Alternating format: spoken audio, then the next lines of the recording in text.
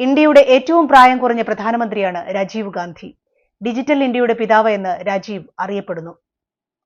Computer വൽക്കരണത്തിന് തുടക്കം കുറിച്ചത് രാജീവ് ഗാന്ധിയാണ്. ഇന്നത്തെ സോഫ്റ്റ്വെയർ രംഗത്തെ ഇന്ത്യയുടെ കുതിച്ചുകയറ്റത്തിന് രാജ്യം നന്ദി പറയേണ്ടത് രാജീവിനോടാണ്, അദ്ദേഹത്തിന്റെ ദീർഘവീക്ഷണത്തിനോടാണ്.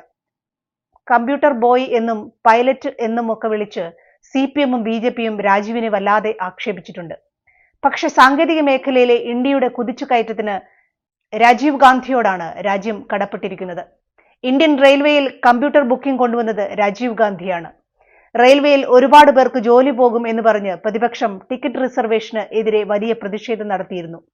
പക്ഷെ അപ്പോഴും അന്നത്തെ ആ സാങ്കേതിക സംവിധാനം തന്നെയാണ് റെയിൽവേ ഇപ്പോഴും തുടരുന്നത്. ഇന്ത്യയിൽ ടെലികോം വിപ്ലവം നടപ്പിലാക്കിയത് രാജീവ് ഗാന്ധിയാണ്. ട്രങ്ക് കോൾ ബുക്ക് ചെയ്ത് ദിവസങ്ങളോളം കാത്തിരിക്കാതെ ഒരൊറ്റ ഡയൽ വഴി ഇന്ത്യയിൽ എവിടെയും വിളിക്കാൻ കഴിയുക എന്ന വലിയ വിപ്ലവം അദ്ദേഹം നടപ്പിലാക്കി. ടെലിഫോൺ ബൂത്തുകൾ രാജീവ് ഗാന്ധിയുടെ ആശയമായിരുന്നു. ഭരണഘടനയുടെ 73, 74 ആർട്ടിക്കിൾ അമെൻഡ് ചെയ്തുകൊണ്ട് പഞ്ചായത്ത് രാജ് സംവിധാനത്തിൽ ഇന്നത്തെ പഞ്ചായത്ത് മുനിസിപ്പൽ സംവിധാനങ്ങൾക്ക് കൂടുതൽ സ്വാതന്ത്ര്യവും അധികാരവും കൊണ്ടുവന്നത് രാജീവിന്റെ കാലത്തായിരുന്നു. പഞ്ചായത്ത് മുനിസിപ്പൽ തെരഞ്ഞെടുപ്പിൽ 33% സ്ത്രീ സംവരണം രാജീവ് ഗാന്ധിയുടെ മറ്റൊരു നേട്ടമായിരുന്നു. ശാസ്ത്ര സാങ്കേതിക രംഗത്തെ ഉന്നത നിലവാരമുള്ള സ്കൂളുകൾ എന്ന സ്വപ്നം നടപ്പിലാക്കാൻ 1986 പുതിയ നാഷണൽ എഡ്യൂക്കേഷൻ പോളിസി അവതരിപ്പിച്ചു. വിദ്യാഭ്യാസം ഗ്രാമീണ തലം വരെ ലഭിക്കുക എന്ന ഉദ്ദേശത്തോടു കൂടിയായിരുന്നു ഈ വിദ്യാഭ്യാസ നയം. നവോദയ വിദ്യാലയം കൊണ്ടുവന്നത് രാജീവ് ഗാന്ധിയായിരുന്നു. രാജ്യത്ത് ദീർഘകാലമായി നിലനിന്ന ഖാലിസ്ഥാൻ ഭീകരവാദം അവസാനിപ്പിച്ചത് രാജീവ് ഗാന്ധിയുടെ വലിയൊരു നേട്ടമായിരുന്നു. ഇന്ദിരാഗാന്ധിയുടെ വധത്തിനു പോലും കാരണമായ പഞ്ചാബിലെ പ്രശ്നങ്ങൾക്ക് രാജീവ് ഗാന്ധി ഒത്തുതീർപ്പുണ്ടാക്കി.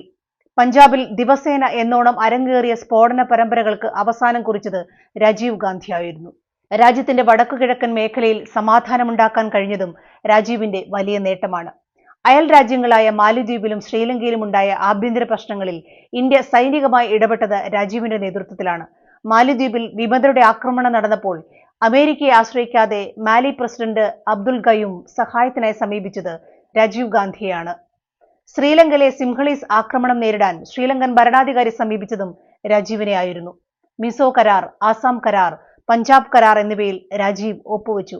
കമ്പ്യൂട്ടറുകൾ, വിമാനങ്ങൾ, പ്രതിരോധ വാർത്താവിനിമയ ഉപകരണങ്ങൾ എന്നിവയെല്ലാം ഉൾപ്പെടെയുള്ള സാങ്കേതിക വ്യവസായങ്ങൾക്കുള്ള ഇറക്കുമതി ചുങ്കം കുറച്ചു രാജീവ് ഗാന്ധി.